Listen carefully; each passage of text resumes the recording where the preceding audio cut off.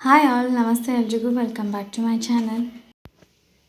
ಪುಂಡಿ ಪಲ್ಯನ ನಾವು ಯಾವ ರೀತಿ ಮಾಡ್ತೀವಿ ಅನ್ನೋದನ್ನು ನಾನು ಇವತ್ತು ಶೇರ್ ಮಾಡತ್ತೀನಿ. ಇದು ರೊಟ್ಟಿಗೆ ಒಂದು ಒಳ್ಳೆಯ ಕಾಂಬಿನೇಷನ್ ಅಂತ ಹೇಳ್ಬೋದು.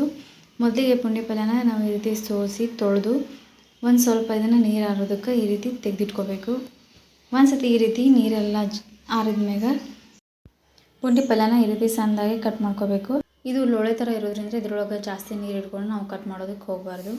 ಅದನ್ನು ಸಣ್ಣದಾಗಿ ಕಟ್ ಮಾಡೋದಕ್ಕೆ ಬರೋದಿಲ್ಲ. ಸೊ ಈ ರೀತಿ ನಾವು ಎಲ್ಲನೂ ಈ ರೀತಿ ಸಣ್ಣದಾಗಿ ಕಟ್ ಮಾಡಿ ಇಟ್ಕೊಂಡು ಇದನ್ನು ನಾವು ಒಂದು ಕುಕ್ಕರಿಗೆ ಹಾಕಿ ಇದಕ್ಕೆ ಒಂದು ಸ್ವಲ್ಪ ನಾವು ನೀರನ್ನ ಹಿಡಿಯುವಷ್ಟು ಸ್ವಲ್ಪ ನೀರು ಹಾಕಿ ಇದನ್ನು ನಾವು ಮೀಡಿಯಮ್ ಫ್ಲೇಮ್ ಒಳಗೆ ಒಂದು 10 ನಿಮಿಷ ನಾವು ಇದನ್ನು ಬೇಯಿಸ್ಕೋಬೇಕು.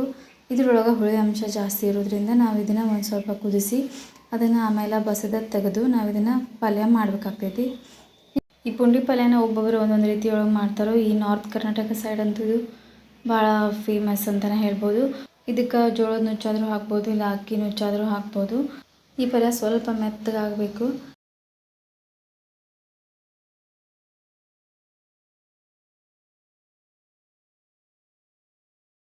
ಈ ರೀತಿದು ಪೂರ್ತಿ ಕುದ್ಮೇಗ ಇವಾಗ ಅದನ್ನು ನಾವು ನೀರು ಬಸಿದು ಇದನ್ನು ಪೂರ್ತಿ ನೀರು ಬಸಿಯೋದಕ್ಕೆ ಬಿಡಬೇಕು. ಇವಾಗ ಕಂಪ್ಲೀಟಾಗಿ ನೀರೆಲ್ಲ ಹೋದ್ಮ್ಯಾಗ ಇವಾಗ ಅದನ್ನು ಮತ್ತು ಅದ ಕುಕ್ಕರಿಗೆ ಹಾಕಿ ನಾವು ಇದನ್ನು ಸ್ವಲ್ಪ ಸ್ಮ್ಯಾಶ್ ಮಾಡ್ಕೋಬೇಕು. ನೀವು ಇದಕ್ಕೆ ಯಾವುದಾದ್ರು ಸ್ಮ್ಯಾಶರ್ ಆದರೂ ಯೂಸ್ ಮಾಡಿ ಮಾಡ್ಬೋದು, ಇಲ್ಲ ನಾವು ಮಜ್ಜಿಗೆ ಮಾಡ್ತೀವಲ್ಲ ಅದರಿಂದಾದರೂ ಮಾಡ್ಕೋಬೋದು.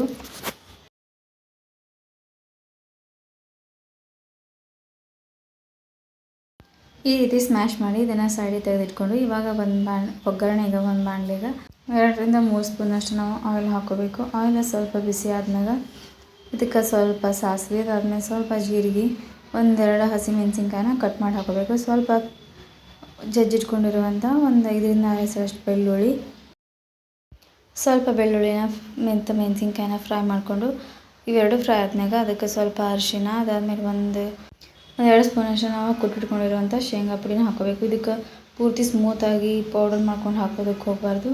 ಒಂದು ಸ್ವಲ್ಪ ಅರ್ಧಂಬರ್ಧ ನಾವು ಈ ರೀತಿ ಕುಟ್ಕೊಂಡು ಶೇಂಗಾನ ಹಾಕೋಬೇಕು. ಇದಕ್ಕೆ ನೀವು ಟೇಸ್ಟಿಗೆ ಎಷ್ಟು ಬೇಕಾದರೂ ಹಾಕೋಬೋದು. ಇದಕ್ಕೆ ನಾವು ಆಲ್ರೆಡಿ ನಾವು ಏನು ಬೇಯಿಸಿಟ್ಕೊಂಡಿರ್ತೀವಿ ಪಲ್ಯನ ಅದನ್ನು ಹಾಕಿ ನಾವು ಇದನ್ನು 1-2 ನಿಮಿಷ ಇದನ್ನು ನಾವು ಸಿಮ್ ಒಳಗೆ ಸ್ವಲ್ಪ ಬೇಯಿಸ್ಕೋಬೇಕು.